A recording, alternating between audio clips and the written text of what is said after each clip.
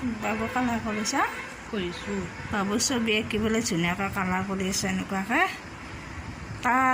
সি colour কৰিবলৈ ৰোৱা যিবিলাক ৰং আছে সেই ৰংখিনিৰে মই কি কৰিছোঁ, মোৰ পাকঘৰত থকা বস্তু, পাকঘৰত থকা টেমা এয়া কিছুমান বাদামৰো আছে, বাদামৰ টেমাই হওক, আজিকালি জিৰাৰ টেমাও এনেকুৱাকৈ পোৱা যায়।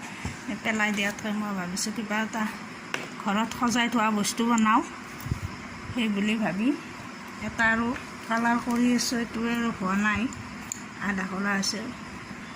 ভাবিছোঁ দেখাই দিওঁ, আপোনালোকক দেখাই দিওঁ।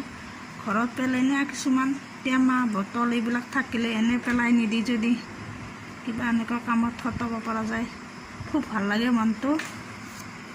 সেইটো কাৰণত মই যিহেতুকে মোৰ বেলেগ আনি থোৱা ফুল নাই, সৰু ফুল আনিব লাগিব।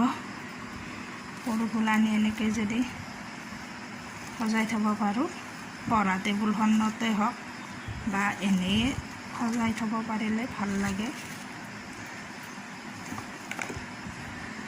এনেকুৱাকৈ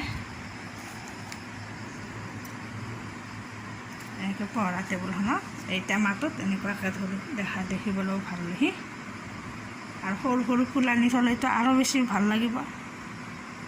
মই এইবিলাক কৰি থাকোঁ, সেই কালাৰ কৰা ৰংবিলাক অৰলে এনেকুৱা কৰোঁ মই।